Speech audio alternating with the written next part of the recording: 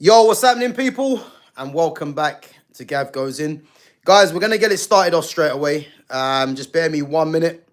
I'm going to get the poll started off straight away. Obviously, I want to know what you guys are thinking in regards to Kobbie Mainoo. So let me just get the question out. Just bear me 1 second. It's quite a simple one, guys. Will Kobbie Mainoo start on Sunday against Villa?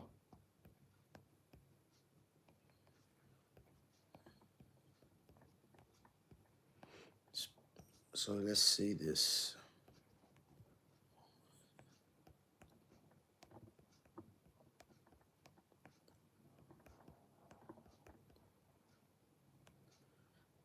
So will Mainoo start against Villa?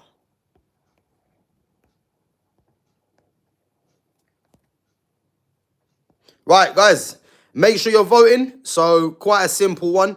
So Kobbie Mainoo, will he start against Aston Villa? This is the big question. Guys, as always, make sure you are smashing the like button and make sure you are subbing to the channel as well. Big up to Babs1 Diva. Says, big up, Gav. How are you doing today? Yeah, listen, I'm all good. I'm all good. You know what? I've been pretty tired last couple of days, but you know what? I'm actually all right today, to be honest with you. Got up nice and early. Obviously, you know, do my usual fitness in the morning. Obviously, I'm going to go gym a bit later. But yeah, no, apart from that, I'm all good. I'm all good. Big up to Fitz. Big up my guy each and every time. And big up to Foxy Danny. Yeah, big up, man. Hope everyone's doing well. Hope everyone's looking forward to the Christmas period as well. And guys, as well, I'm going to be doing a live Q&A on Christmas Day. So I haven't sorted out a time yet. So make sure you guys come through on Christmas Day. I'll be doing a live Q&A. So as I said, make sure your notifications are on to see when I go live. But yeah, Christmas Day, we're going to be giving you guys some content as well. So yeah, the poll says, will Mainoo start against Villa? So yes or no. Let's see what you guys are thinking. But yeah, guys, as I said, big up yourselves each and every time. Make sure you're smashing the like button. Make sure you're subbing to the channel. And make sure you share the channel as well. So, yeah, listen, we're going to get into it. As I said, the poll's up. Obviously, you know, you guys have been aware of the news that's been dropping over the last couple of days in regards to Kobbie Mainoo. Obviously, his brother wearing the, you know, free Kobbie Mainoo t-shirt, you know. Again, I've had my say on it. You know, I think in terms of, let me see if I can move this. This is right in my way. Let's see, 1 minute. There we go, better.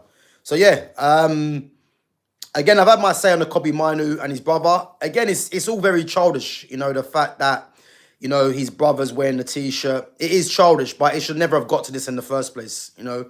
I did say, you know, it was going to be a Kobbie versus Ruben Amorim if something wasn't done. And now you're clearly seeing it, you know. Again, there's been some comments from Amorim today, you know, on the youth, on Cheeto, and on Harry Amas as well. I think he's mentioned something about the kids feel entitled. Yeah. In one sense, I hear what he's saying in terms of the kids do feel that they're entitled. But in the same sense, Amorim just needs to shut up, man, and just get to work and get some results, because the more he's talking, the more the team's not performing. So, as I said, Amorim has too much to say for himself, and it's one of them things for me where, you know, the fact that you've got the likes of Cheeto, Harry Amas, from what we've heard, you know, Kobbie Mainoo was fully aware that his brother was wearing that t-shirt. It's showing you that they don't really, as young as them players are, they ain't really got any respect for the manager. And if I'm honest, you can't really blame them, because the manager really has not done a good job of really making himself approachable, in my opinion. I mean, he can say all he wants. His office is always open, but it's the actions in what he's doing in regards to these players. So the fact that these players are, you know, putting stuff out on social media, the fact that these players, are aware that there's family members that are having t-shirts and in question calling the manager out. As I said, these things were always going to happen, and it's a shame it's come to this, but unfortunately, man, this is the world we live in now. So, as I said, in one sense, I can hear what he's saying, but in another, Amorim's brought this all on himself. And what I want to see now, yeah, again, we're going to go through United's potential lineup. But again, does Kobbie Mainoo, and guys, let me know in the chat, does Kobbie Mainoo start against Aston Villa on Sunday? I think it's difficult because Amorim really is in a bit of a situation where whatever he does is going to be looked at sideways, really, because if Kobbie does start against Aston Villa, which he should do, because Casemiro's out, and then obviously we know he's going to play Bruno, and if he keeps to the same formation, it's either going to be Kobbie or Manuel Ugarte. Now, to think that he told us, that Kobbie's competing with Bruno, and if he plays with Bruno, again, he's obviously going to be embarrassing himself by saying that Kobbie's competing with Bruno. And then if he plays Manuel Ugarte, as we know, Ugarte's shit. So it's one of them things where, yeah, whatever he does, people are gonna say he's made the wrong move. If he starts Kobbie Mainoo, yeah, you would have to say that, he's kind of embarrassed himself in that sense, because the fact that Kobbie was fully aware that that t-shirt was going to be worn. If I'm being honest, and again, I don't want to see Kobbie not play, because I want to see him play, but the manager really has to drop him from the squad if he's got anything about himself, So that's the reality. But if he does play him, it's more people are going to start saying player power has won. So again, I can't wait till the team news comes out, because Kobbie should play, but if you're Amorim, you kind of have to drop him from the squad to make a statement that, it's unacceptable that that your brother was going to wear a t-shirt to call his decisions, and embarrass the club. So, yeah, it's going to be funny to see what happens. Again, the system, the 3-4-2-1, as I said, Patrick Dorgu for me, and Shea Lacey, if he wants to keep to the whole system that he's been playing, he really has to play them two because they're left-footed. But we know he's not going to do that. So the talk about three at the back, or the four at the back, yeah, let's see what he does. Let me just go through some of your questions. What's your opinion on the young Celtic right back? What's your opinion, Rory Tator? Let me know your opinion on him. Let me know your opinion. Big up to the chat. Big up to Jude Fenwick as well. Well, the thing is, you're saying he'll get more game time, but how do we know? How do we know? Because it's mad. Yeah, big up Fitz, man. So Amorim does 37 press conferences per day. Guy needs to shut the fuck up and start a job search. Yeah, trust you, man. The guy is always chatting. Again, I've seen some of the comments that he's come out with recently. But this is Ruben Amorim for you, though. You know what I mean? He's always got something to say, man, and it's frustrating because you would think that this is a manager that is that has his team performing week in, week out, the amount of press conferences that he does and the amount of talking he does. But again, this is Amorim for you, though. But we're not surprised. Kobbie should have told his bro to allow it, but my bro couldn't tell me shit in the situation, so I get it. You're 100% right, Gav. It never should have come to this. Yeah, and again, this is why I'm saying I'm not even blaming Amorim. I don't blame Kobbie and his brother. As I said, you have to look at Ineos on this one, because Ineos should have been aware that something potentially like this was going to happen, unfortunately, because you can't have a guy that's come through the youth academy, that was seen as a some people were saying that he's a future Manchester United captain, obviously England international as well. And all of a sudden, since this manager's come, he's been ousted from the team. So they should have had their eyes on that to think that, maybe we should step in and either get rid of the manager or allow Kobbie to go on loan. That's what should have happened. But the fact that Kobbie's still here, hasn't really got the game time that he deserves. This is what it comes down to, yeah, it's madness. Gav, what do you think about Harry Amas? I think Harry Amas hasn't got a future at Manchester United. I think he's a decent player, but Manchester United need the best for me, or up and coming. And I think Amas is one of them players that if he has a future in the Premier League, it's probably more going to be a mid-table to bottom half team, in my opinion. So yeah, I think he's decent, but he's not a Manchester United fullback for me, for where Man United need to be going. Aiden Heaven, I rate Heaven highly. And I think with Aiden Heaven, for me, the fact that you've got Heaven, there's no real reason why Lissandro still needs to be there for me, because Heaven's left-footed like Lissandro. I think Heaven's better on the ball than Lissandro. He's quicker than him, and he's arguably stronger than him as well.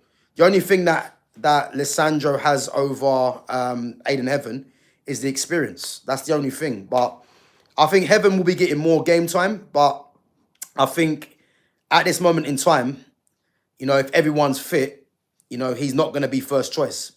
But next season, he'll probably be targeting more regular starts for me. But I do like Heaven. Kobbie don't deserve to play after what his brother's done. Again, obviously, I think it's come out that Kobbie was fully aware that his brother was going to wear the T-shirt. What I would say, as I keep saying, this people might say that Kobbie should have told his brother, not to bring the club into disrepute or to embarrass himself. But again, it's difficult for me because it should never have come to this in the first place. And the fact that this manager is blatantly disrespecting Kobbie Mainoo, as an older brother, you're going to just disregard anything and do what you've got to do to protect a family member. That's probably the way he's looked at it, But this whole thing is not helping anyone, really. And this is why Ineos are coming into question now, because the fact that Ineos have been very quiet on this is part of the problem. Ineos should have stepped in, as I said, and they should have stepped in and not allowed this to continue. Because the fact that it's got to this, was they not aware of the situation with Kobbie Mainoo? Because let's face it, a lot of fans are not happy that Kobbie's not playing. So Ineos are definitely going to have ears to the ground, man. So the fact that Ineos didn't really check the temperature to see the situation with Kobbie Mainoo and the manager, you have to look at them. That's it. Because we've been saying about Kobbie for time. Why is Kobbie not playing? Amorim is a clown. He is. But it's nothing different to what we've been saying anyway.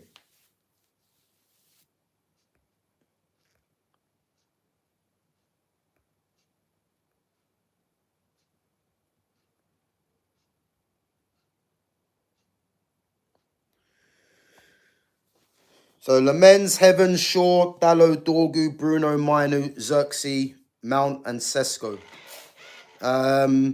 So what, you think that's going to be the team against Aston Villa? Because I can tell you that won't be the team. Lamens will play.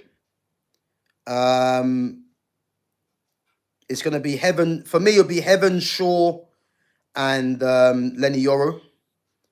Dallo and Dorgu will play wing-backs. And then it'll be Bruno. I mean, as I said, as I've been saying already, yeah, I think Ugarte plays. And I think Ugarte plays because United are away from home. So I just got a feeling, yeah, because Amorim's petty as well. You have to realise, Amorim, for me, is petty. And I wouldn't be surprised if he plays Ugarte and Bruno to make a statement to Kobbie. I can see him doing that. But He's not going to play Xerxes and Sesko. Cunha's going to play. Mason Mount will play. And I think he'll start Sesko. Yeah, Xerxes will be on the bench because this manager has already shown, you know, the disrespect on Xerxes already for too long. The fact that Xerxes, you know, played when Sesko was injured and Cunha was injured, and all of a sudden, those two are back fit now. Xerxes now been relegated back to third choice. Just shows that this manager, you know, has no respect, really. So yeah, it'll be for me. It'll be Sesko in the 9, Cunha as a left 10, Mason Mount as a right 10. I can see that happening definitely. But again, there's been talk about United going to a 4. I don't think United go to a 4. I think the manager's already mentioned that in game, you know, the system changes. So I think he's going to use that talk as an excuse for him to say keep the same system but change in game. You know, for me, he's a 10. You know what it is, yeah. And this is actually a shame to football, yeah, that people actually think Xerxes is a 10 now. I think people have gone away from real footballers because Xerxes is a proper footballer. People now all of a sudden think he's not a number 9. Like, you know, when he was at Bologna doing what he was doing, no one was saying Xerxes was a 10. You know what I mean? So the fact that he comes to Man United and he's not being used properly by this manager, and again by Eric Ten Hag when he was here, people automatically now think that Joshua Xerxes is not a 9, you know? And I think people need to be aware that Joshua Xerxes is a number 9 with number 10 skills. So I think people need to be aware of that. He's a number 9 with number 10's abilities. But that's not to say that he's not a number 9, because he is, you know? False 9, exactly. That's what he is.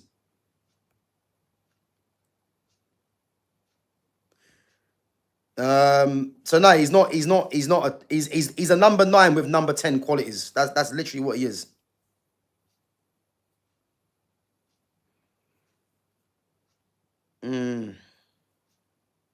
He scored 1 goal in 25 games. Laugh out loud. Why would he start? But again, the way football works, and again, if you're quite new to football or you don't really understand the game too tough, yeah, someone like Joshua Xerxes, have a look at how many games Joshua Xerxes started for one, yeah? And again, the way football is now, yeah, if this isn't 1998 or even going back further than that, yeah? Strikers now don't get judged on goals alone. The only striker that gets away with scoring that gets away with not really having an all-round game but gets goals is Erling Haaland. And Erling Haaland justifies that because he's playing in a team with pure creators. And obviously he's the guy that's tasked with scoring the goals. Yeah. So he's the one striker in the game that you would make allowances for because he does score an obscene amount of goals. The reason why Joshua Xerxes should be playing is because he's a facilitator for wide forwards. And again, the fact that Ruben Amorim plays this system and doesn't play with wide forwards, even though he's had the likes of Mbeumo and Cunha that more or less occupied those positions in their previous teams, just shows you that this manager doesn't know what he's doing. Yeah. So again, it's not about don't look at too much that he's got 1 goal in 25 games because you have to apply context to these things. Because as I said to you, coming on for 5 or 10 minutes, you know, you're probably adding that up to say that's another game. Yeah. Joshua Xerxes, whether people like it or not, is a top footballer. Yeah. And he's someone that when he's in the team will play better. It's that simple. So people that look at numbers, you know, is part of the problem in football today. You know, because I keep saying, you know, if you look at some of the best players of years gone by, you'll be very surprised to see their numbers. This whole numbers and saying that he scored 1 goal in 25, how about you just look at what he does as an actual footballer, what he brings to the team. You know what I mean? So, because Benjamin Sesko's got 2 goals, I believe. So why is the talk about Sesko starting ahead of Xerxes? Why is that not being talked about?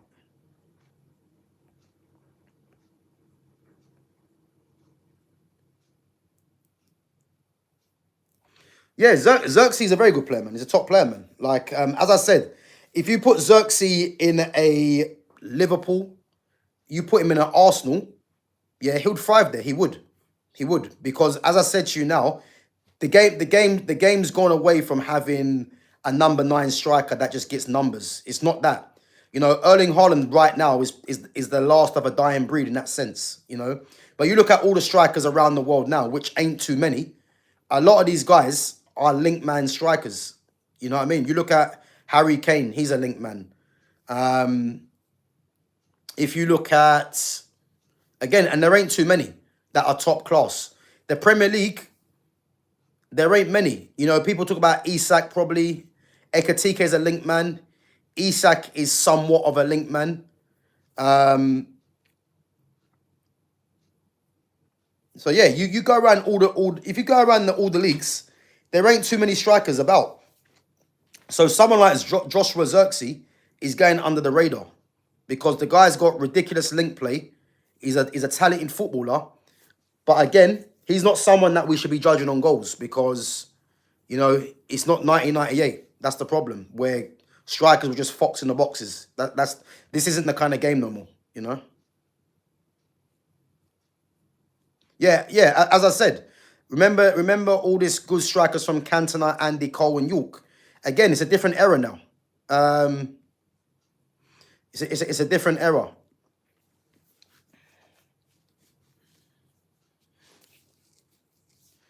I don't expect my family to turn up at work when I complain about my boss.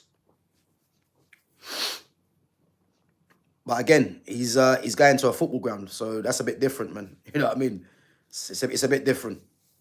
He's a bit different. As I said, he's amongst loads of supporters in the ground, and again, because he's known as Kobbie's brother, you know, he's obviously going to get the limelight by doing that. As I said, the whole thing is childish for me. The wearing the top, just like as I said before, when people ask me, "Are you Amorim in or Amorim out?"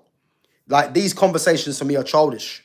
You know, the question is, has Ruben Amorim done a good job at Manchester United to be Manchester United boss for any longer? The answer is no. And does Kobbie Mainoo deserve more game time this season? He does.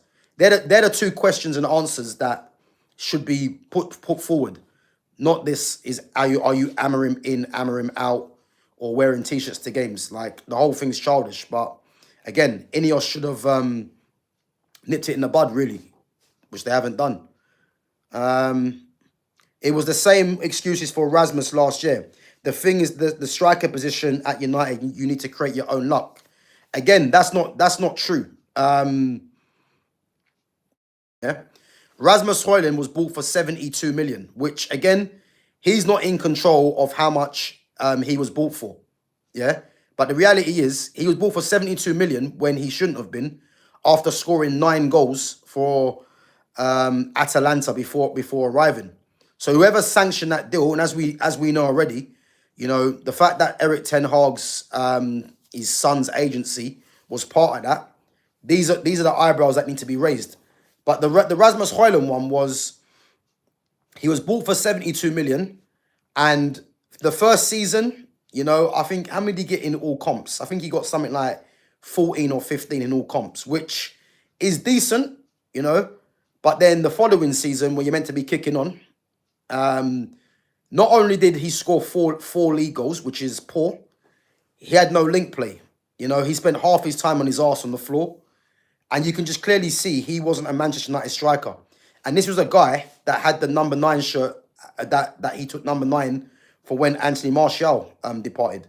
So again, Rasmus one was different. And again, Man United strikers, you know, the way the team is set up is not designed to get the best from the striker in the first place. This is why I give sympathy to the likes of Sesko and even and Xerxes as well. Because the amount of times that they're isolated in this system is ridiculous. And that's why I mentioned as well, when Ruben Amorim played Ahmad and Brian Mbeumo as 2 10s, I don't think people actually realise how flawed that is, yeah? Because you've got Mbeumo, who's a wide forward, playing as a 10, and then you've got Amad Diallo, who is a 10, yeah? But the difference is you've got two players there that are left-footed. And in this system, if you're going to play Amad as a left 10, Amad's naturally going to drift out to the left because he's left-footed. So if you're playing him as a left 10, he'll come out wide.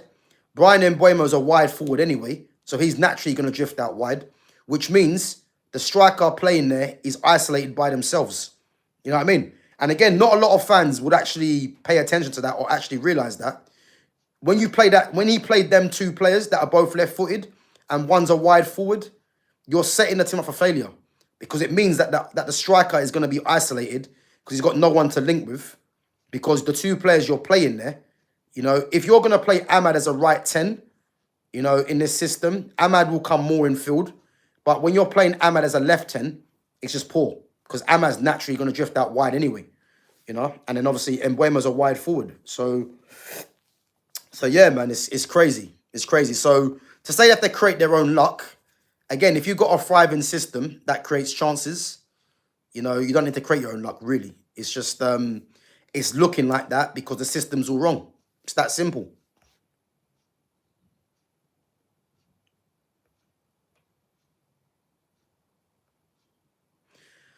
I'd rather have Wout Weghorst than Xerxes, if I'm honest. At least he offers physicality. I mean, personally, I wouldn't. You know, again, Wout Weghorst was a main reason as to why Rashford was getting goals at Man United. But I think people are sleeping on Xerxes because Ruben Amorim and even Ten Hag when he was here have made people think that Xerxes is no good. As I said to you, tell me a time when Xerxes had a run of 10 games in a row. You know, he hasn't. So to say that you'd prefer Wout Weghorst than Xerxes because he's physical, what, you think Xerxes is not physical? Like, it's nothing to do with that, you know. Xerxes is a better footballer, he's physical, and Xerxes will make players around him better. But the problem is, the way that Ruben Amorim sees football, he's not going to give Xerxes, you know, his chance to play more often. Because, you know, Ruben Amorim thinks that a number 9 striker, you know, has to be playing on the shoulder at every opportunity. You know, the way he sees football is just flawed, in my opinion. So to say that Weghorst is better than Xerxes because of physicality, I massively disagree. You know, even if you look at Xerxes this season, Xerxes uses his body a lot more now. You see what I mean? So it's nothing to do with the physicality. Ruben Amorim just doesn't rate Xerxes' profile. But I guarantee you, if Xerxes was playing for a Barcelona, an Arsenal, a Liverpool, you know, teams that have wide forwards and you can have a number 9 facilitator, people wouldn't be saying that, you know.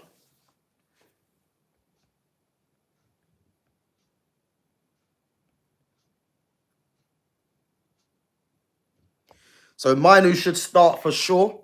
He's the only playmaker in the team. But again, it's not about him being a playmaker. Mainoo should be started anyway. You know, I can't stand seeing Kobbie Mainoo play in this system as a 2. He should be playing as a number 10 for me, a left 10.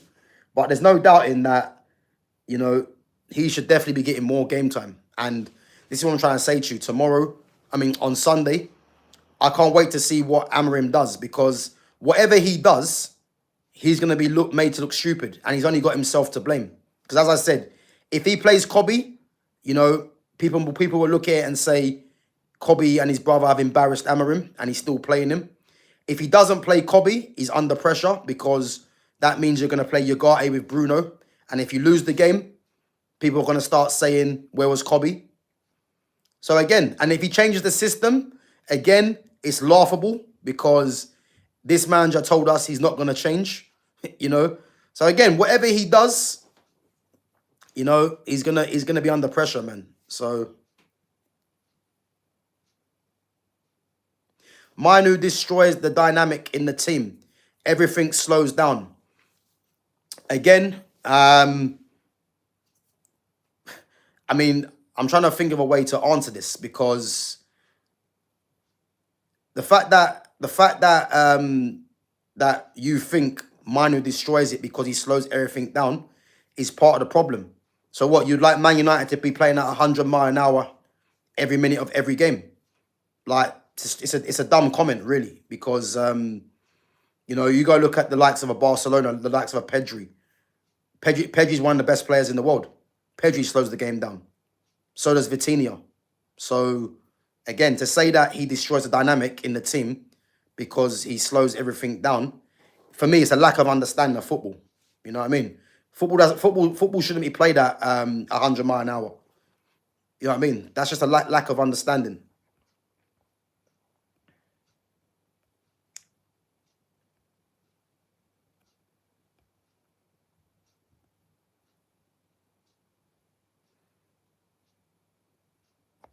So it's because the wing backs are supposed to be more attacking, and that's what gives the team width, and the 10s can get closer to the striker. But instead, we have Dalot, Dorgu, who can't attack and cross. But again, Tank Tutorials, you know, you haven't really explained that well, in my opinion, because, yeah, this is the same manager that wants to play fullbacks at wingback. That's the first thing, yeah? And again, tell me a team that plays with inverted wingbacks. Tell me a team that plays with inverted wingbacks. It doesn't make any sense. And what you need to realize as well, yeah, you see Brian Mbeumo, yeah, he has set Mbeumo up to fail, because people will say Mbeumo's got a couple of goals, yeah. Mbeumo's been poor since he's come to the club, and again, Mbeumo's a wide forward. The closest position to a wide forward in this system is wingback. He's got Ahmad and Mbeumo in the wrong positions. And I said this time ago. I said this at the start. When he was playing Ahmad as a wingback, which I can't believe he's doing that to this day, and Mbeumo's playing as a right 10, he's actually got them the wrong way around. Because the number 10 position is a creator's position. Mbeumo's not a creator. Mbeumo's someone that needs to be scoring, that scores goals. But the system is meaning that he has to play as a right 10. So again, it's not so much on, you know, the wing backs are supposed to be more of an attacking, and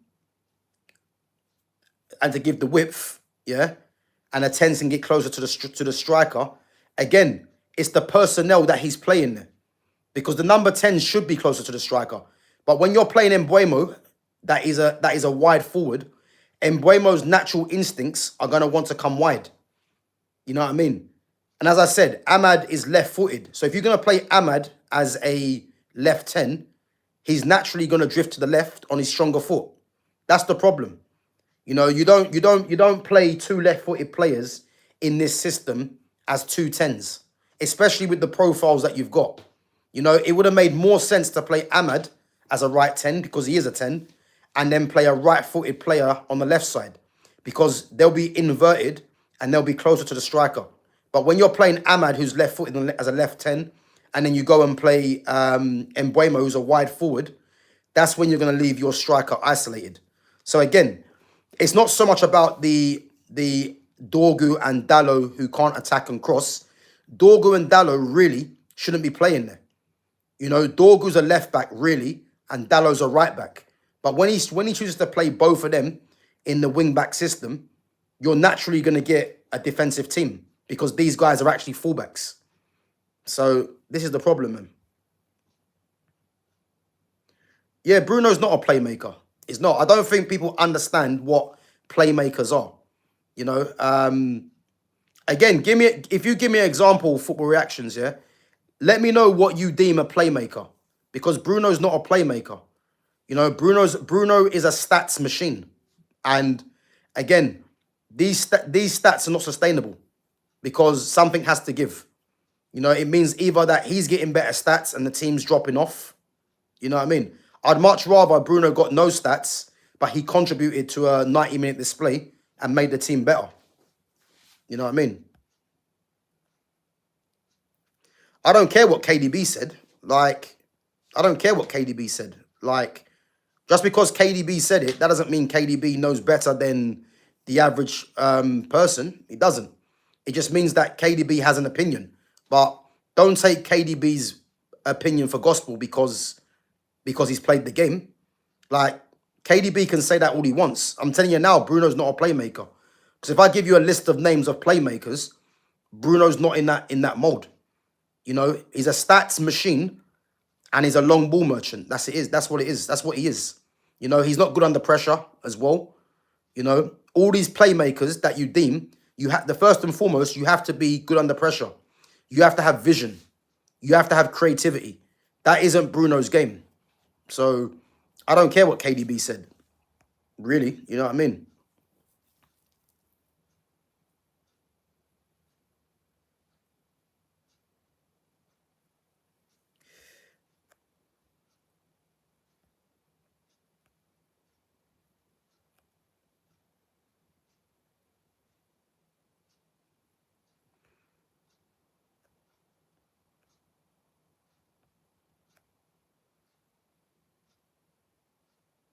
Xerxes doesn't get in the box at the front and back post. He lingers around the penalty spot. That's what I don't like about him. And he always comes to feet and doesn't run in behind. But you know what it is, Shank Tutorials, yeah? And this is probably a symptom of just life, yeah? I feel like you're too busy focusing on the negatives. How about like focus on the positives with Joshua Xerxes?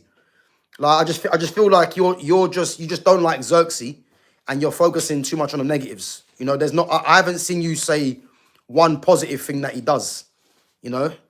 That's the problems. Like yeah, listen, Xerxes is a top player, man. But let's focus on the positives rather than negatives all the time. Do you rate Amadou Onana? Onana's a good player, but, you know, would I want him at Manchester United? Nah, not really. I mean, I have my preferred targets personally. You know, Baleba, like Camavinga's always been my number one, but it's not going to get Camavinga. Baleba needs to be signed, as I keep saying. And then you keep Kobbie, you bring through Sekou Kone, and then you get a Elliot Anderson or a Adam Wharton for me. That's the ideal.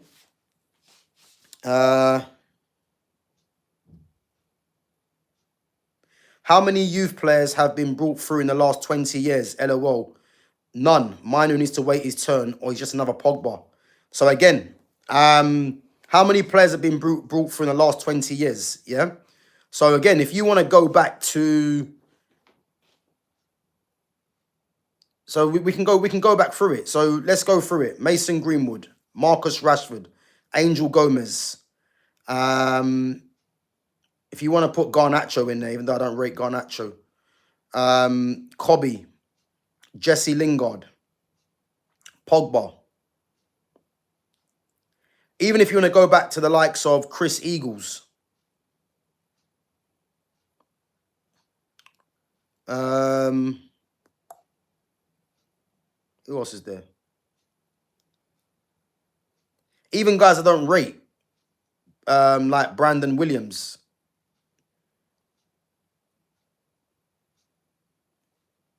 I'm trying to think who else has there been. So yeah, there's been players that have been brought through, yeah. But Kobbie Mainoo is the best player from the academy that's been brought through since Mason Greenwood. He has. He is, shall I say. So again, I'm not of the opinion, yeah, that you need to just force in younger players because it's the Man United tradition or culture. They have to be good enough. And the thing is, Kobbie Mainoo is clearly good enough, but the manager is stubborn in how he sees football. And the facts are, the way that he's treated Kobbie Mainoo, a player that's come through the youth, it just shows you that he's got no respect, really, for the youth players. And again, I had someone say to me that he played the youth at Sporting Lisbon. Again, that's not true. The only young player that he played at Sporting Lisbon was Nuno Mendes and Giovanni Quenda. But again, these are two of the best young players in the world. So any manager would have played them too. So again, if you look at his history of younger players, he doesn't rate younger players anyway. So this is the problem.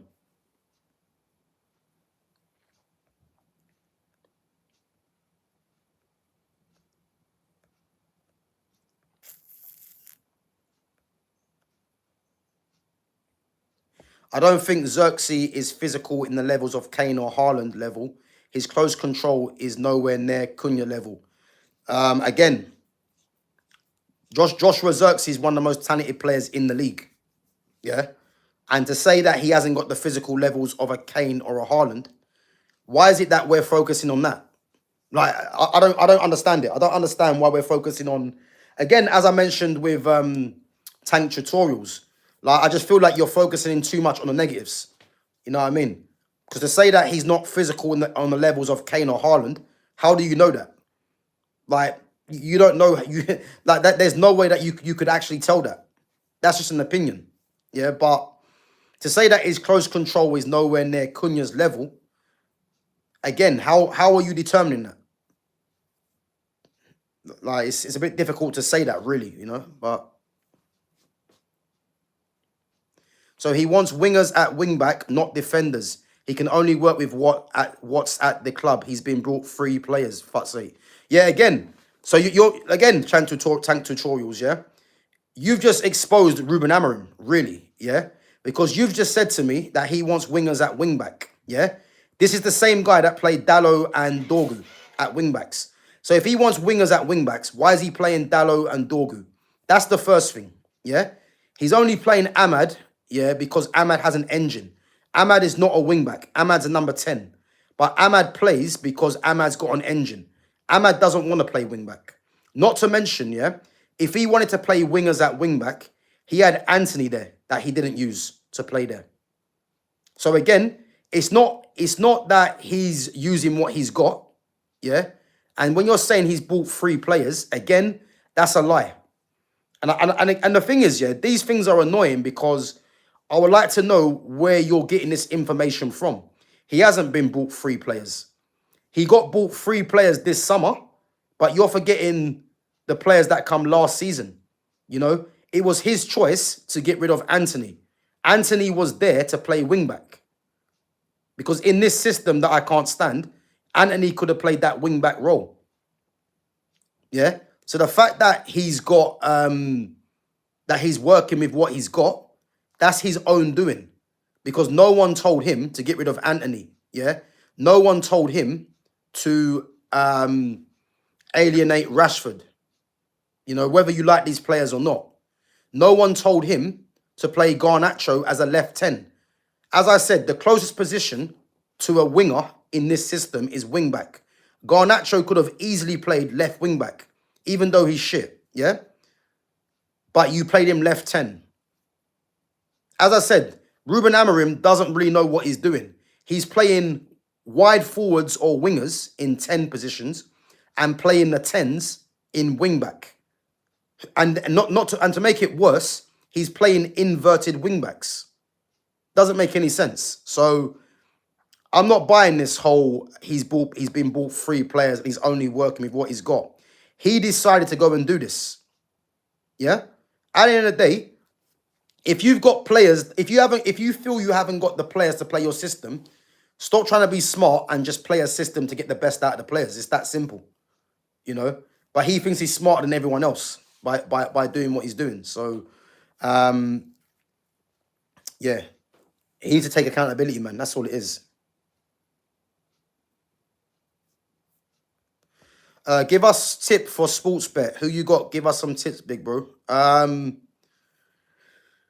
don't know, man. But I think I have to see the games this weekend, man. So I forgot the games. So if anyone knows the games that are going to be up, then I can let you guys know. It's gonna be a tough game tomorrow on Sunday against Villa. It's gonna be a tough game, and as I said, Villa are on a 9-game winning run, so I expect Villa to win the game, man, no doubt. And what I think we have to remember as well is that Villa at home are a very difficult team to beat, and you're missing Ahmad, Mbeumo, Mazraoui. You know you're gonna be up against it. But as I said, if Amorim changes his system tomorrow, yeah. He's going to embarrass himself anyway. Because, as I said, I don't want to see Man United play this 3-4-2-1. But I've come round to the fact that this manager is stubborn and he's hell-bent on doing this. So, I'm not going to get any satisfaction of him changing the system because he's lost certain players.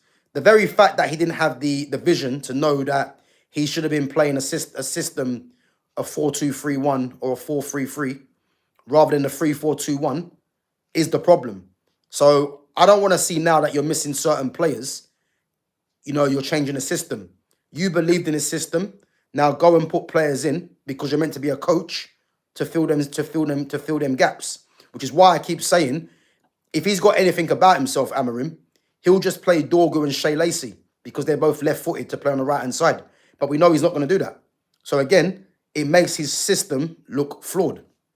Because again, if you got a belief in the system, you know, it should be a case of you take one player out and put the next player in if you've got a system that you believe in. But if he were to go and change the system, again, it just embarrasses himself. So, but let's wait and see, man. Guys, make sure we're smashing the like button. Make sure you're subbing to the channel as well. And make sure you share the channel. And guys, get your votes in. We got 25 votes. So will Mainoo start against Villa? So at the moment, yes, 52%. No, 48%. And again, if he does start him, as I mentioned earlier today, you know, you would have to say he's lost a bit of respect there. Because Kobbie, from what we're hearing, was fully aware that his brother was wearing that top, free Kobbie Mainoo. But again, if he doesn't start Kobbie and United get beat, the question marks are going to be, why didn't Kobbie play? So he's made a rod off his own back. And this is the problem, man. I knew it was going to come to this. So he's only got himself to blame there, man.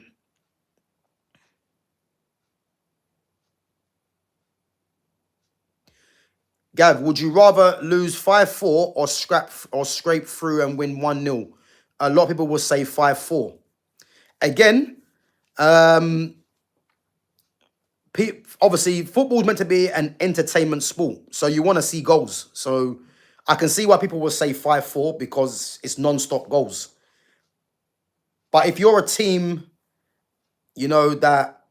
Because, I mean, if you're scoring one goal and not conceding, again, for your own kind of... I don't know how they say it. It's self-preservation. You're going to be like, well, I didn't concede and I got a goal.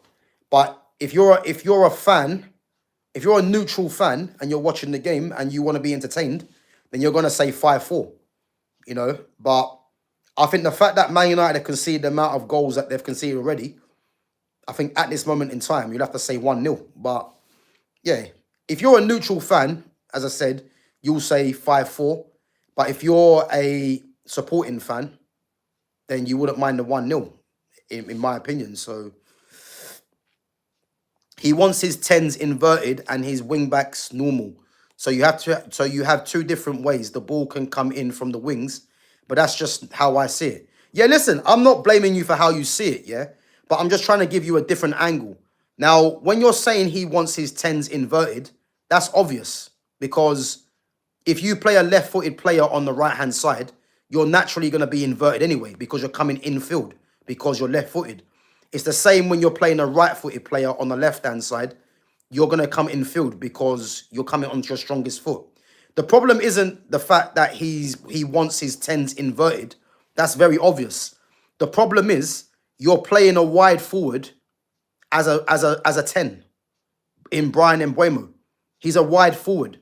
So Mbeumo's not used to being infield like that. You know, he's used to playing from out to in, you know, as a wide forward. When you're playing as a number 10, you're playing from you're playing more infield, and then if you want to try and find the space, you're going out wide. Mbeumo's game, you can clearly see, is to be on the shoulder from playing out to in, which is what he did at Brentford. You know, so when you're starting Mbeumo as a 10, it's showing me really that you're not really understanding the profile of player you've got there, you know? So that is the issue. The issue isn't the system per se. The issue is the players he chooses to put in certain positions, which is why this system doesn't make sense. You know, I can't stand this system, yeah? But if he played Ahmad as a right 10 and played Mbeumo as a wing back, you know, played Xerxes as the 9, Cunha as the 10, left 10, you know, and then played wingers. Again, Man United don't really have wingers. As I said, the closest winger that we've got is is Mbeumo, really, and he's a wide forward. You know, Ahmad is a 10 for me, but can play out wide, of course. But Man United don't really have wingers, but yet we're playing wing backs. You know, and then when you put the fullbacks there, fullbacks are fullbacks. So when you put a Dorgu out there who's really a fullback, and again, Dorgu's only playing out there because he's got an engine. So Amorim uses players that have engines like Ahmad and Dorgu to play in that system. But really and truly, you haven't got them profiles, so why keep playing it? This is the problem, you know. So as I said, it's not about him wanting his number 10s to invert. That's obvious with when you're playing, as I say, inverted players on left foot is on the right foot is on the left. It's just who he chooses to play there. And if you're going to play Ahmad and Mbeumo like he's done before as 2 10s, why do we think that's going to work? It's not. As I said, Ahmad's left-footed. And if you play him as a left 10, he's naturally going to drift out to the left, which leaves your striker isolated. And not to mention, you've got Mbeumo, who's naturally going to drift out wide because he's a wide forward. That's the problem.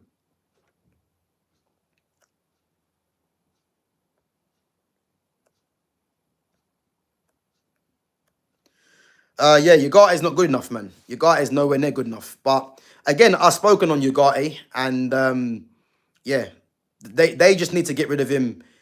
Because again, he's not going to go in January, but get rid of him in the summer. He's a must. Nowhere near good enough. I think Chouameni should be signed over Camavinga, if possible. And I agree on the Elliot Anderson or Wharton part. Yeah, for me, Camavinga has always been my number one because I wanted Camavinga when he was at Rennes. You know, if anyone remembers Camavinga wearing the number 10 at Rennes, making his debut when he was, 15 or 16. You know, this was a definite star in the making. And when he was linked to Man United, you know, I was more like hoping that Man United could sign Camavinga. I know Camavinga's obviously picked up his injuries, but there's no denying that Camavinga's a top player. Me personally, I would sign Camavinga over Chouameni. I think having a left-footed central midfielder right now in this team is essential for the balance of the team. But again, Man United for me, I can't see them signing Camavinga. I mean, if he became available, United need to be in for him. But this is why I want Baleba, because he's left-footed. And then, again, Elliot Anderson or Wharton for me. But Kobbie needs to stay. If Man United had a midfield next season of Baleba, Kobbie, Sekou Kone coming through, and then you get a Anderson or a Adam Wharton, I'll be happy. You know, with that midfield four there. You know what I mean? So, but let's wait and see what happens.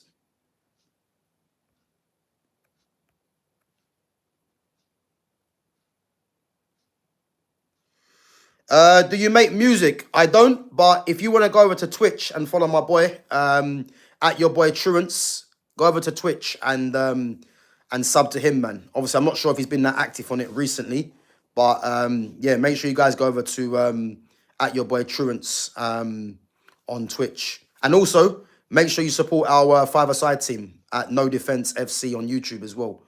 So if you check my playlists and check my my tags and that, you'll see a lot of that on there. We actually played against B2R Sports in a tournament on Wednesday. So yeah, make sure you go over and check that game out as well. Narrowly got beat 1-0 by them. And they've played against Five Guys. They've played against SE Dons. I think they were recently on Baller League as well. So yeah, man, it was a tight game. So yeah, go over and check that out, man.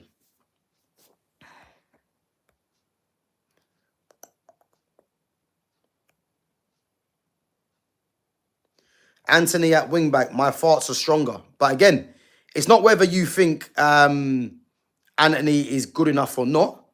Anthony was the profile of what we're talking about. So when you're saying he's been dealt with what he's been dealt with, yeah, that's not true because he had players there that could play there. So the fact that you're mocking the Anthony one, really and truly, you can't mock Amorim. You can't mock the fact that you think that he hasn't been given the players because there was a player there that he could have used if he wants to play the system.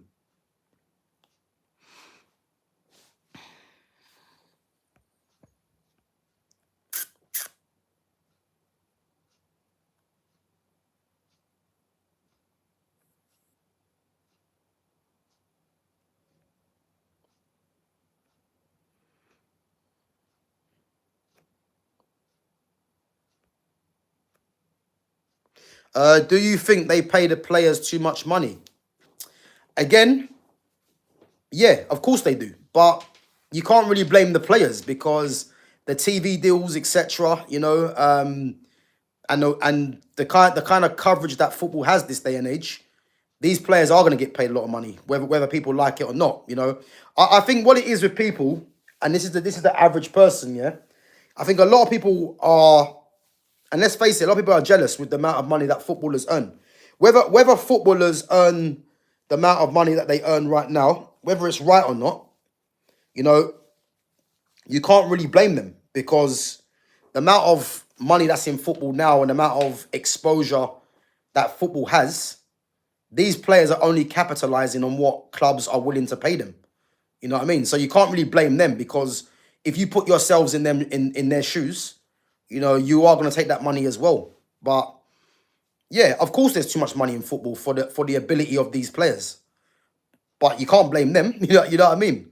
Obviously, people we all tune into football, and we're all part of the reason why these players are getting paid the money they are. The problem that I have is that the quality of football has dropped massively, but it seems like it's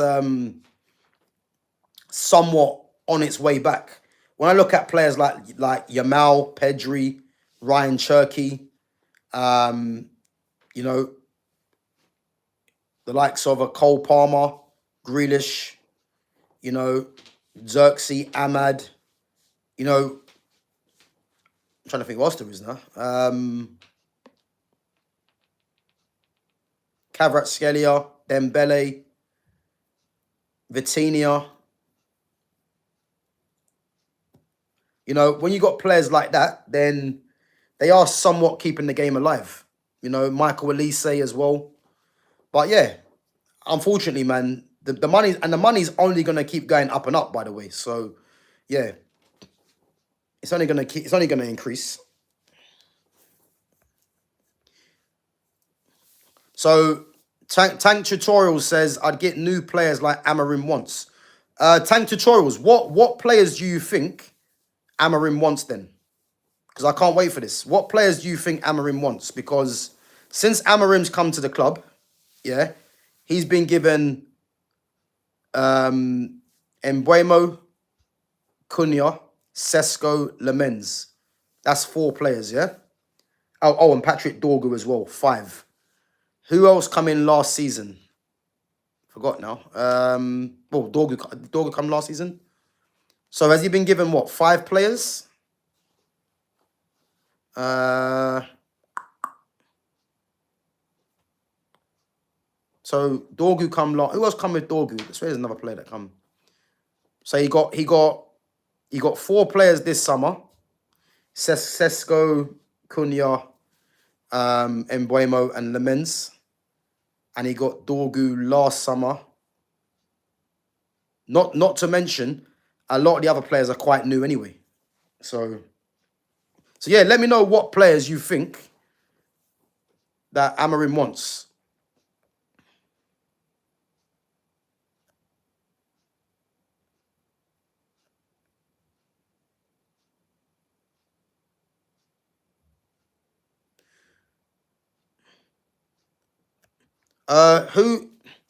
So Tank Tutorials, I'm not sure if you're referring to me, yeah, but who told you that Amorim about who mentioned Trent in this? I'm not sure where you're going with this. Who mentioned Trent?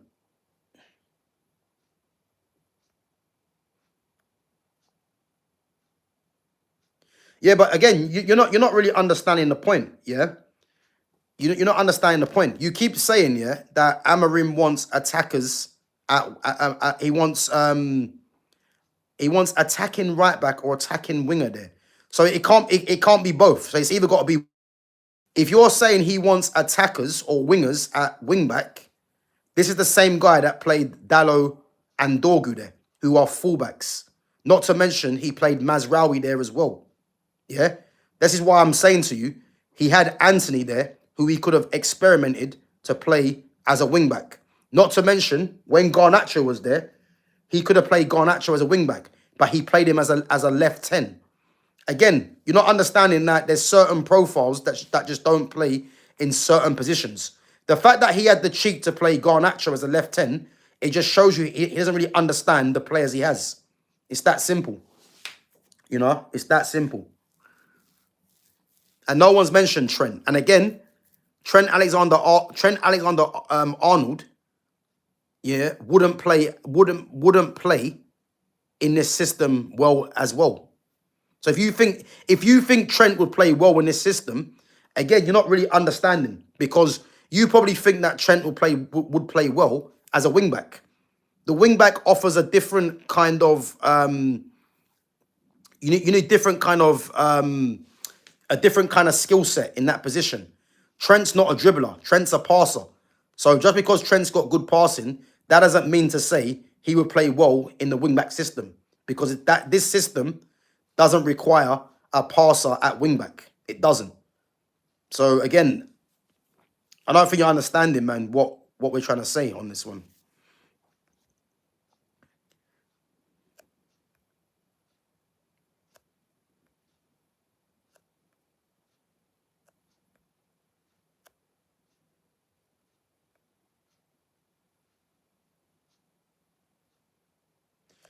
Does bro just talk and leave the mods to interact?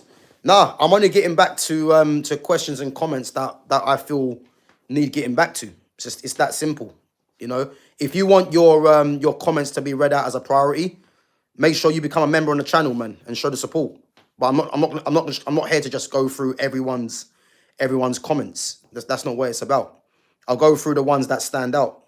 And obviously, as I said, if you're a member on the channel, you'll have priority and you have your comments read out for sure.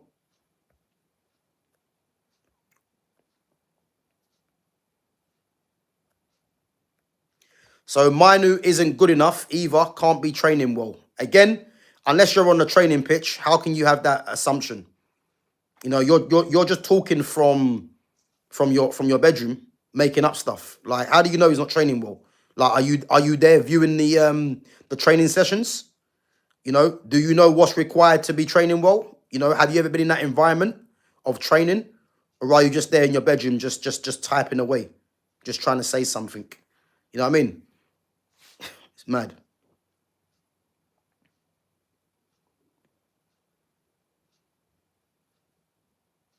So what world are you living in where United can sign Madrid's players? Who told you Man United? Who? Again, this is a dumb comment, yeah? I'll tell you why it's a dumb comment from, and I'm going to shout you out, yeah? MTH00. You know why this is a dumb comment, yeah? What world are you living in where United can sign Madrid players? We signed Casemiro and Varane from Real Madrid. What are you talking about, yeah? And I didn't mention Man United could sign Camavinga. I said Camavinga has always been a massive choice of I'd love Man United to sign.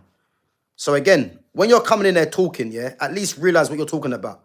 Because to come in there and say that, what world are you living in where United can sign Madrid players?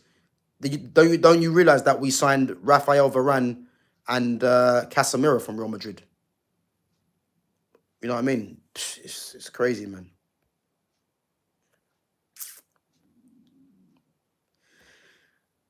There isn't a right manager, that's the point, in the league. Only work when we get any manager, a full team of players, whether it be technical players, counter-attacking players, whatever we need, players that play. Again, this doesn't make any sense, but I'm going to try and make sense of what you've said there. So there isn't a right manager, that's the point. That's a lie. Only work when we get any manager, a full team of players, whether it be technical players, counter-attacking players. But again, what players do you like at Man United? Technical players or counter-attacking players? Because if you haven't got a style of play, then you can't really, you know what I mean? You can't really say that no other manager could work at this team. It doesn't make sense. You know what I mean? It doesn't make sense.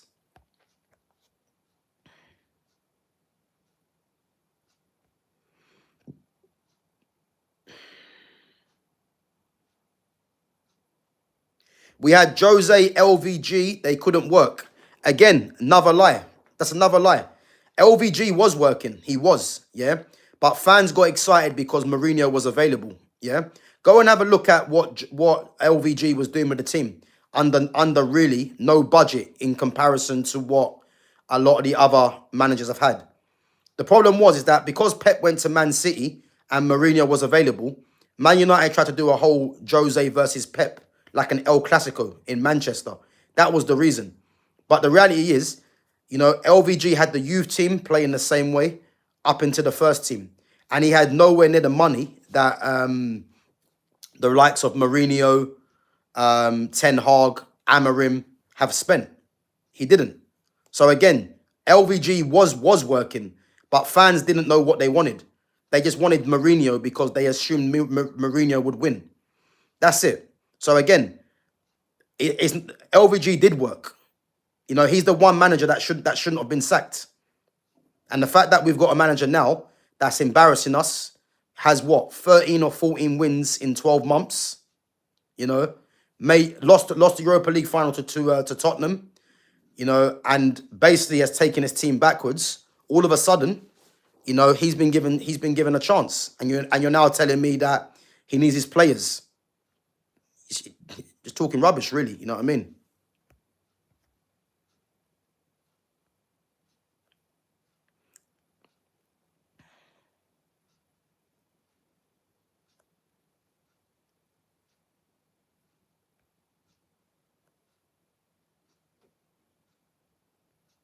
Yeah, big up to 420 Virus, man. Big up, man. Appreciate it.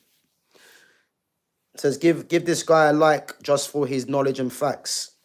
Bro, I don't come in and lie, man. Like, as I said, there's a lot of people out there that will tell you lies, man. Not on this channel, As I say, whatever I say, man, I can back up what I'm saying, but it's not for everyone, man.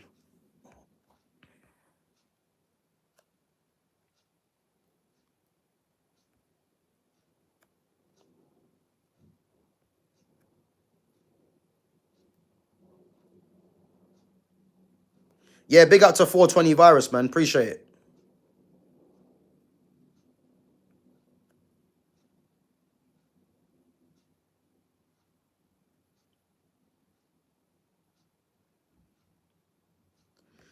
This guy doesn't get it, man. Doesn't get it.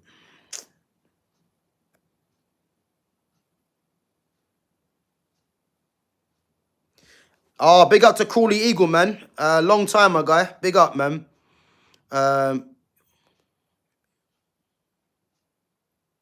Yeah, big up, my guy, man. I hope your health problems are well and truly over, man. But yeah, listen, I thought I hadn't seen you for a little while, man. But I'm always still here, man. So yeah, big up yourself for coming on, man. And as I said, I hope you've got over the health problems. And if this is a channel that can keep you focused on the positives, then as I said, man, big up to yourself each and every time, man. And yeah, make sure you keep coming through and supporting the channel, man. Much appreciated.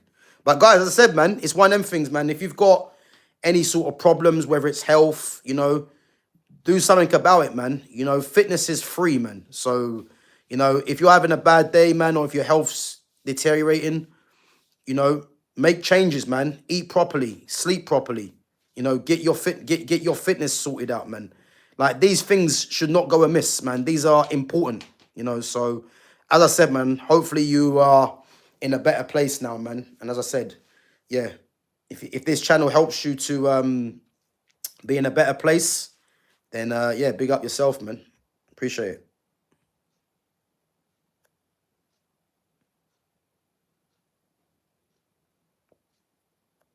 Tank tutorials, man. You know what it is, yeah? I feel like you are a defender of Ruben Amorim. And again, it's your opinion, man, but the questions that I would ask you, yeah, putting everything to the side, do you think Ruben Amorim has done a good job since he's been manager of Manchester United? Like, do you think he deserves to still be it? Like, putting all the stuff to the side, whether he wants wingers at wing back and all this other stuff, do you think he deserves to still be manager of Manchester United? And if you think he does, tell us why. That's what I want to know.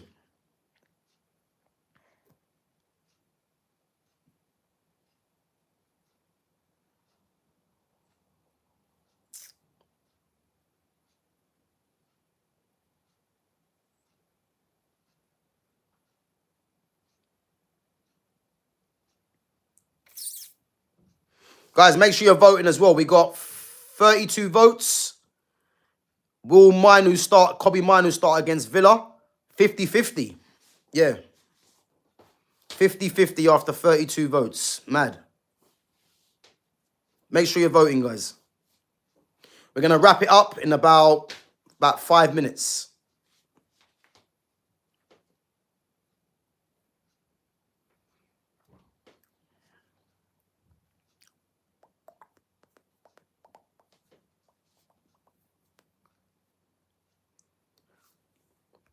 So, Tank Tutorials, man, I'm waiting. So, do you think Ruben Amorim deserves to be at Manchester United still? Let us know.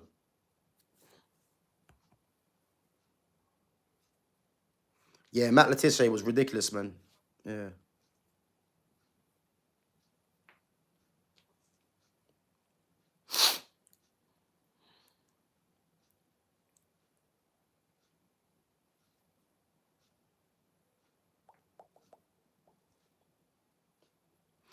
So, any predictions for the weekend before stream ends, Gav? Bro, give me the games that are going to be played in the weekend.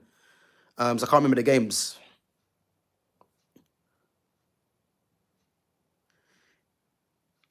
Gav, are you decent on pens?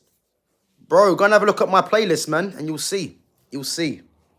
Go on my playlist and see my my five-a-side clips, man. Again, penalty is about mentality, man. Mentality, you know, first and foremost. That's the battle. It's about mentality. So no, I don't think he's done a good job that fits the United standards, but we are just gonna rinse and repeat the same shit. Get a new manager, then the fans will turn against him under this scrutiny. You know what? That's a fair reply, yeah.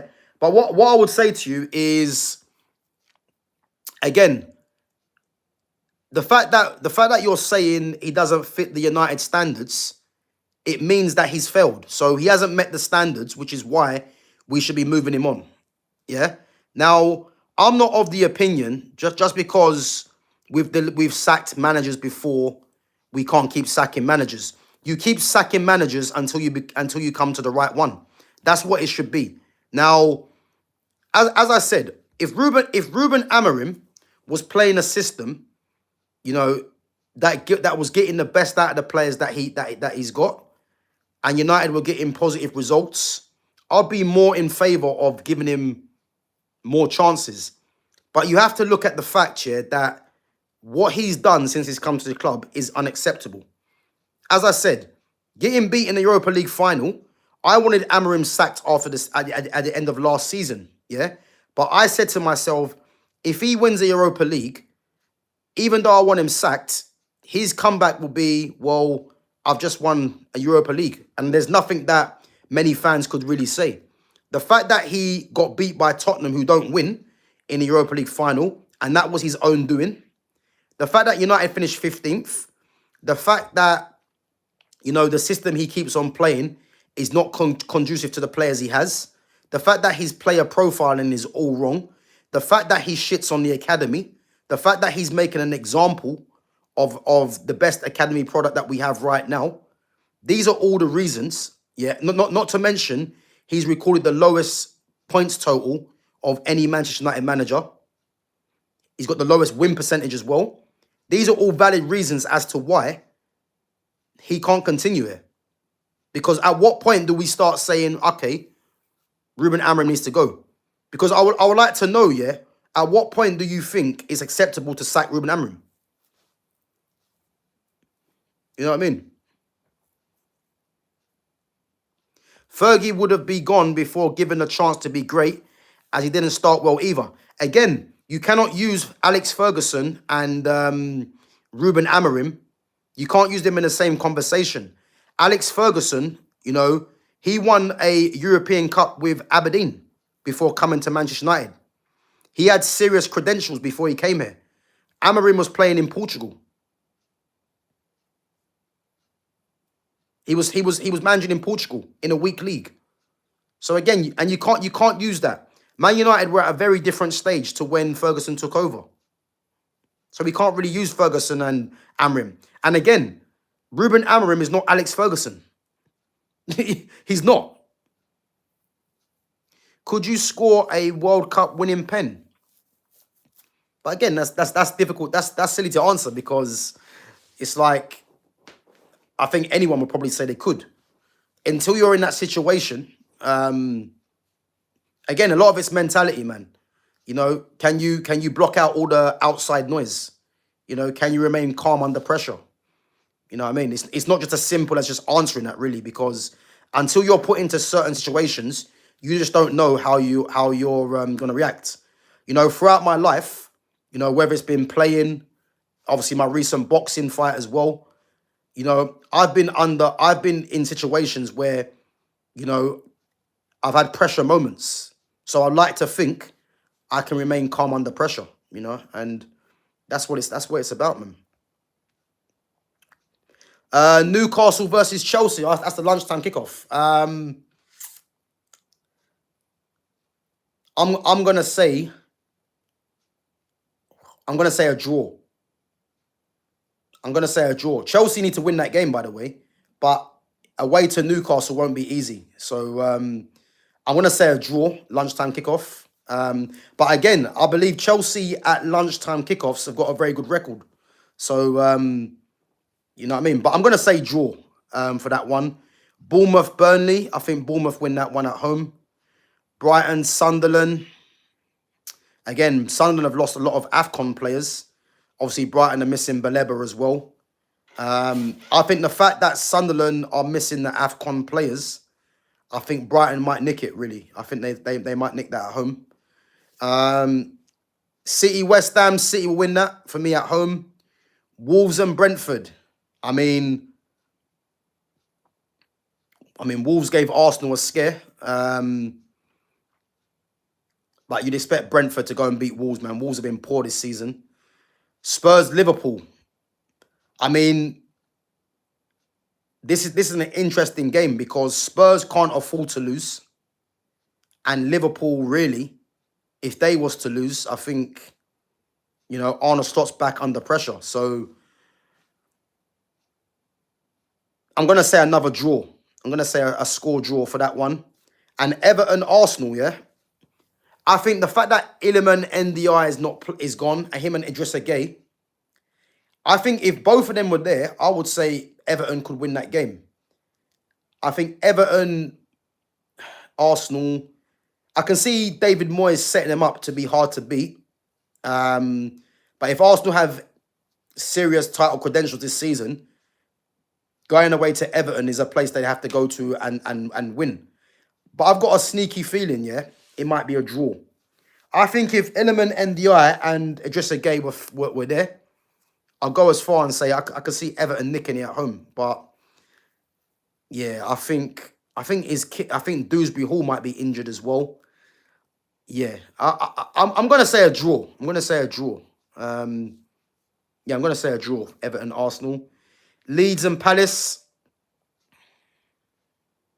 I think the fact that Palace rested their whole team midweek, I think Palace will fancy their chances. You know, I think they rested the majority of their lineup. So I'm gonna say Palace to nick that. But again, Leeds at home are good with their crowd as well. So I'm gonna say Palace to just nick it. And Villa, Man United, I'm gonna say Villa to win that.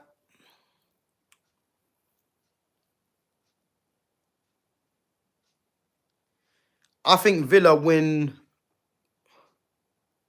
3-1. 3-1 against United at home. Yeah.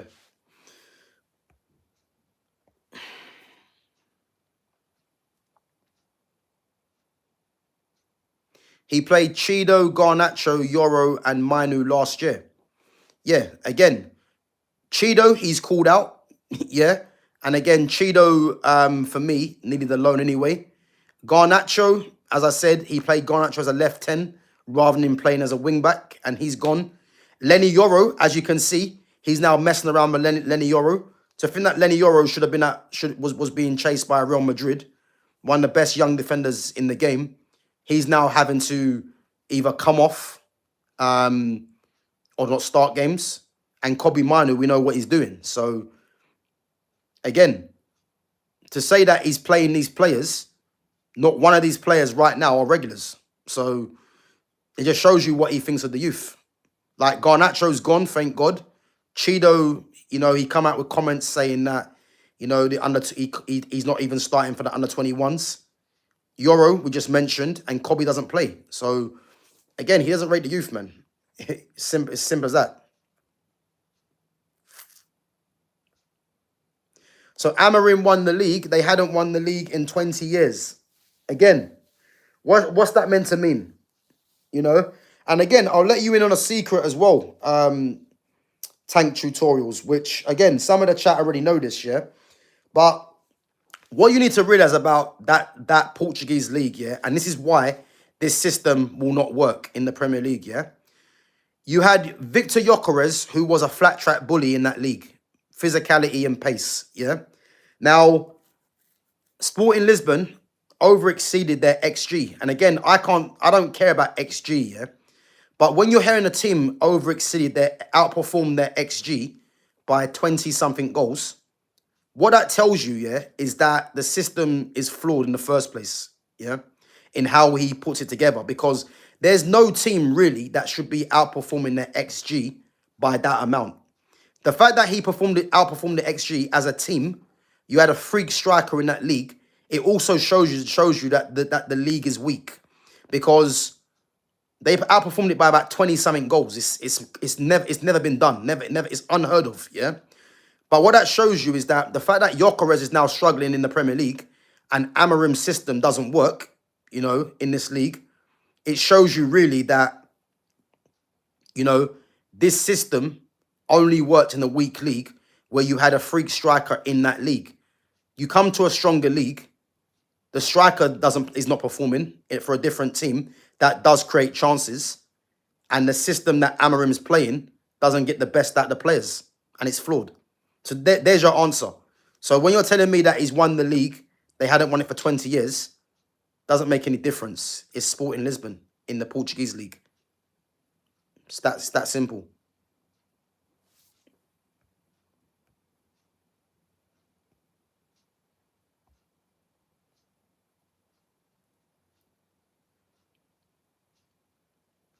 Dude, who is good enough out of the youth team to start? It's not about that. It's not about that.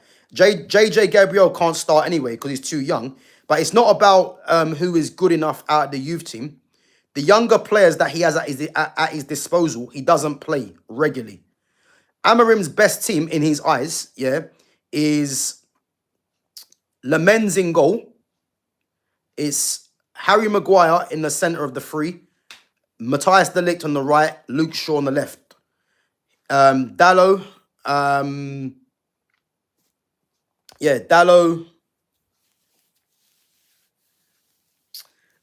Dalot, Ahmad, Casemiro, Bruno, Sesko, Mbeumo, Cunha, or throw Mount, Cunha, Mbeumo. So out of all those players, yeah, out of all those players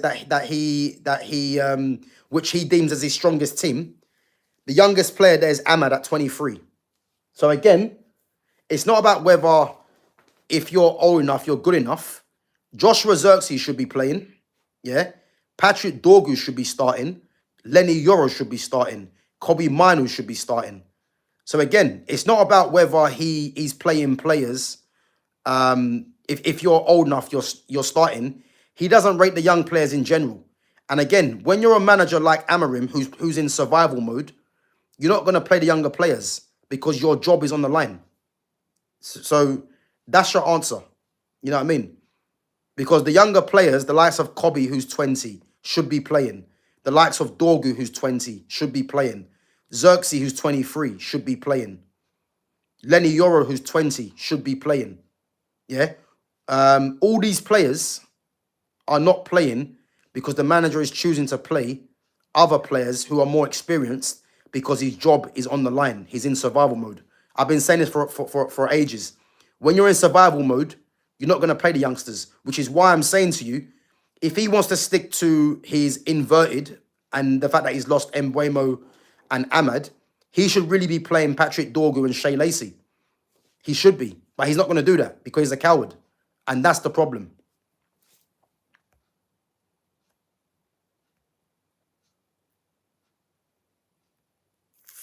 Guys, make sure we're smashing the like. There's 18 of you, 14 likes.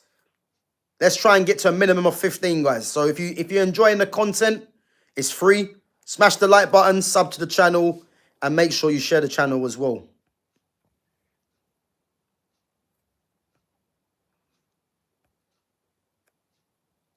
Yeah, listen, I mean, I don't think Amorim starts Kobbie. I have to agree. And again, he's gonna be under pressure one way or another. Because if Kobbie does start, people are gonna say, you know, him and his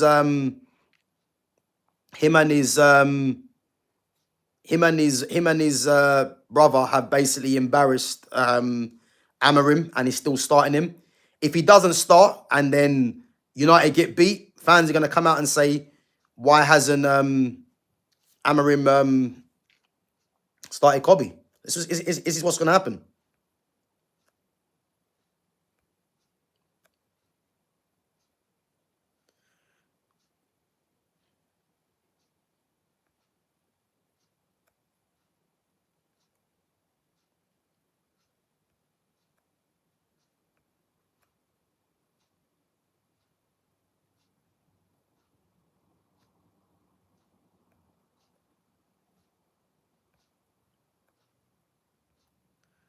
Yeah, Mainoo is a baller. But again, this Manchester United club are allergic to footballers. Yeah? There's no coincidence how all the footballers get forced out this club. You go from Paul Pogba, Anthony Martial, Kobbie, what's his name? What's his bloody name? Even if you want to go as far as Mason Greenwood as well. Obviously, he had different situation there. But all the ballers get forced out this club. Jadon Sancho, another one. You know, these guys, whether people like them or not, are not provided the platform for them to succeed at this club. This club just loves passion merchants. That's it. It's a massive problem, and it has been for years. This club just don't respect footballers because this is why they love Bruno Fernandes, because he's a fake passion merchant. That's the thing. This is why you still have people saying that Scott McTominay should come back. It's ridiculous, man.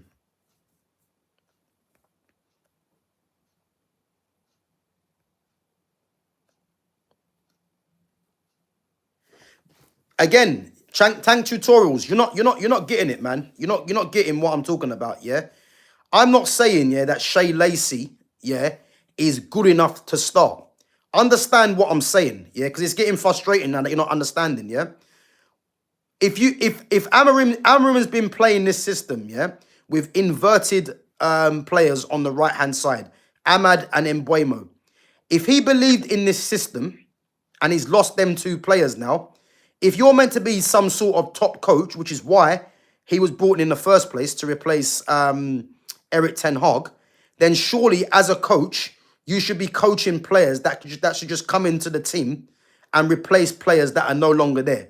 So my point to you is, the very fact that Ahmad and Mbuemo are not there now, the only two left-footed players in the squad right now is Patrick Dorgu and Shea Lacey. Yeah? If he had anything about himself, he would play those two to keep the inverted carried on. I know he's not going to play them, which means that his whole system is flawed.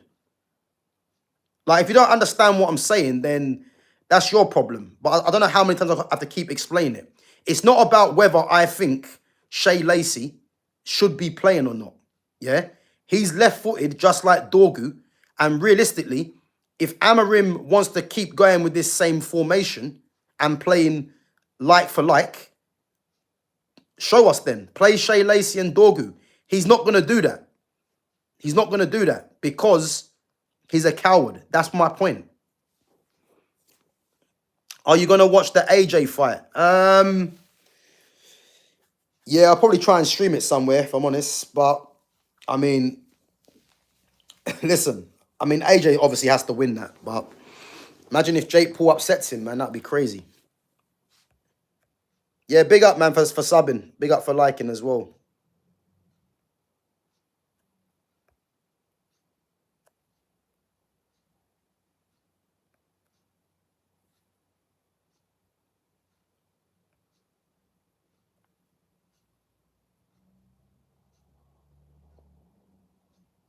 Who does Mainoo start for? Bruno or Casemiro? Again, and I'm going to explain it one more time, yeah, for all the viewers, yeah. In this system, yeah, Kobbie Mainoo is a number 10. He's a left 10 in this system, yeah. But the problem is, Bruno Fernandes is being shoehorned into this team because he's got his compatriot manager in Ruben Amorim, yeah. There's people even saying, yeah, Bruno should be playing as a 10.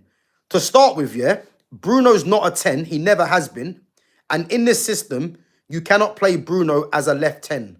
The reason for that is the left 10 in this system, you need to be good in isolation, which Bruno isn't. You need to be good on the half turn. You need to have pace. And you need to be press resistant as well in that position. All the things that Bruno isn't. So the answer is you just don't play Bruno at all. This is why he should have been sold. Because he's being shoehorned into a midfield 2, which he cannot play.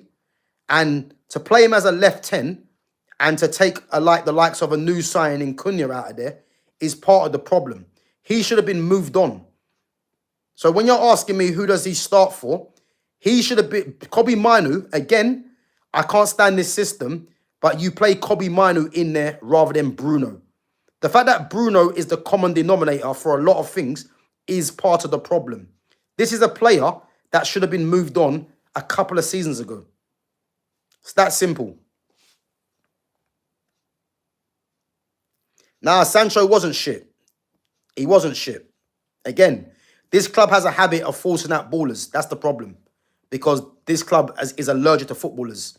This club just likes passion merchants, which is why a lot of fans like Bruno. And then when you ask them about Bruno, the best thing they can tell you is numbers. The game's gone, man. That's the problem.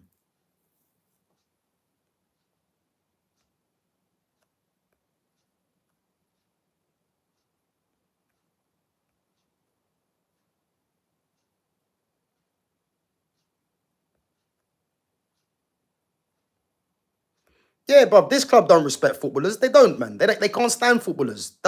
This is the problem. This is the main problem. I spoke about this, yeah. I spoke about this for years. Before I had a platform, I was saying there's a massive problem within this club in terms of if you wanna talk about racial or if you want to talk about footballers. I've been saying this for time, you know, and it's still going on now.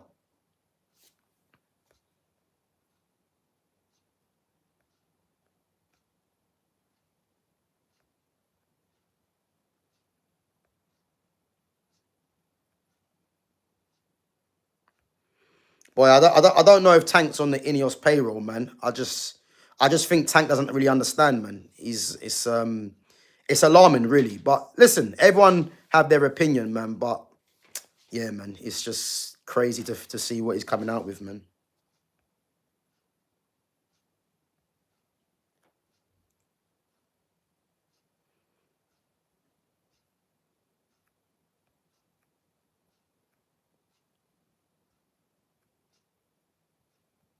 Yeah, AJ does have to go for knockout in the first round. He does. But again, boxing is not that simple, man. It's not as simple as say AJ knock him out in the first round.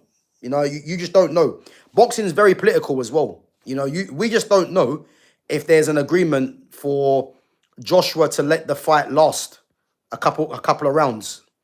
This is what goes on in boxing. People need to realize, you know, people need to realize there might be an agreement where, you know, between AJ and Jake Paul to let the fight go the distance. We just don't know because it's all money.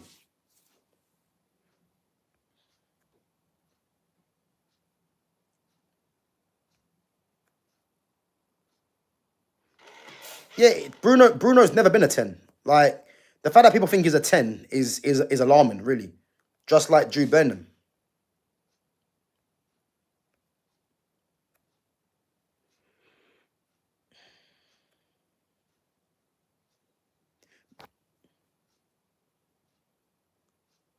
No. Kobbie is a 10 in this system. You play a 4-3-3. You know, he's a midfielder, a left-sided midfielder in a 4-3-3. You play a 4-2-3-1, he's one of the two and can play as a 10. But this system requires different it requires a different skill set. So that's the problem. Like, Kobbie's good in tight spaces. So the nearest position for him to utilize those attributes is a left 10. But this midfield 2, you know, you need leadership, you need experience, you need discipline as well to hold your position. And Kobbie's obviously still learning the game, and he hasn't got those things under his belt yet. That's what it is.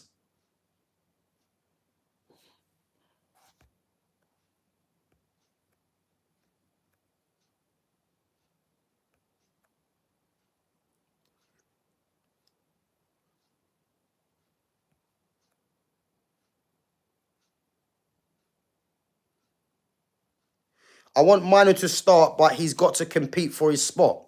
But again, how is he meant to compete for his spot if he's not even being given the chances? You know what I mean? As long as Bruno Fernandes is there, this manager is going to ride Bruno until the wheels fall off. You know what I mean? And as I said to you guys already, yeah, this manager told us that Kobbie is competing with Bruno for a spot. Basically, what he's saying is that Kobbie's not going to play because I got Bruno. It's that simple. And now all of a sudden, Casemiro's suspended. Yeah. He now has a choice. Does he play Kobbie Mainoo? Yeah. And more or less make himself look silly? Because I want Kobbie to play. But if Amorim has anything about himself, the fact that Kobbie was aware that his brother wore the t-shirt, he should really drop him from the squad. But again, if he does that, he's going to create a problem off his own back, because the fan base are not having it that Kobbie's not playing. And then if Kobbie doesn't play and if Kobbie's on the bench and United get beat, he's under pressure. So again, whatever he does, and it's his own fault, he's going to be under pressure, Amorim. So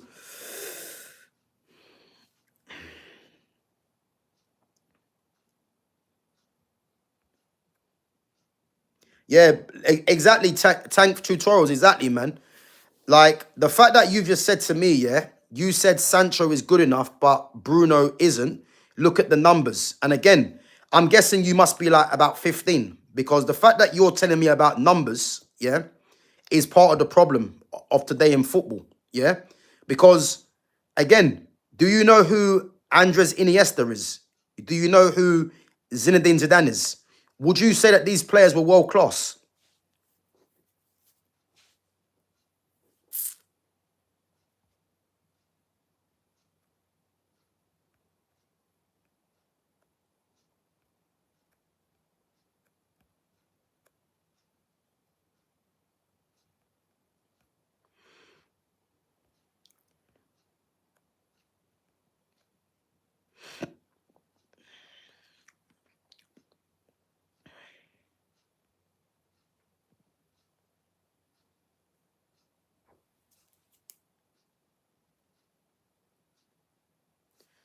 De Lorenzo, listen.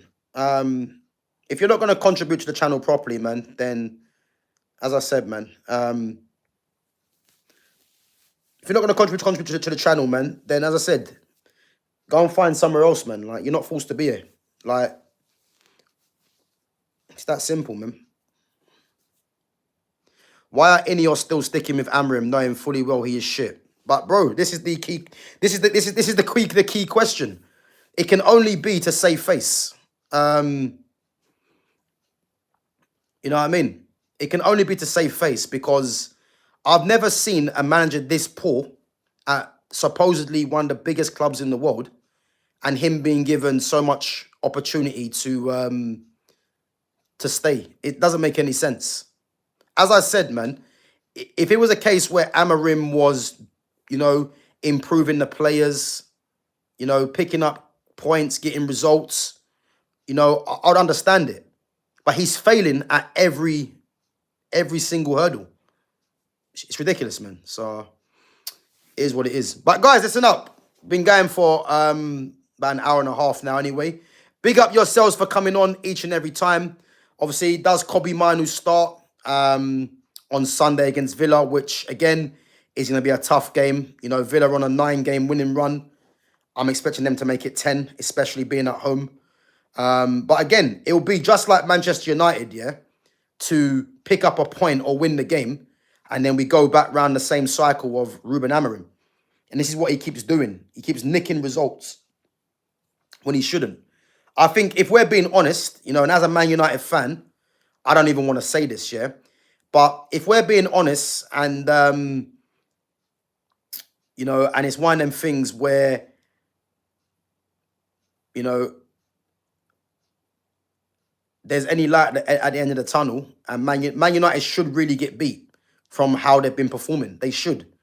And I don't want to say that as a Man United fan, but I can't lie and just say that we're going to win the game or we should win, because this season's been an absolute joke so far, you know. So my thing is,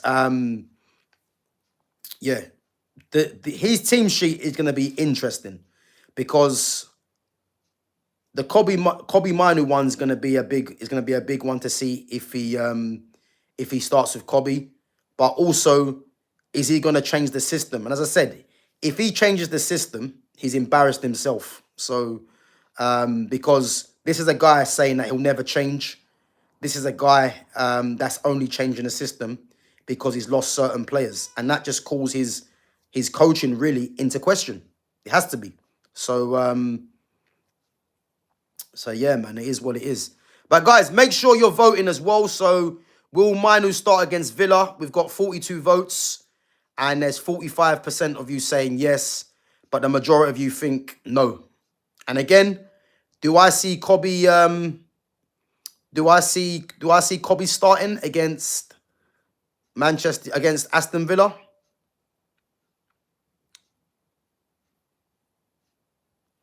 I would have to say no.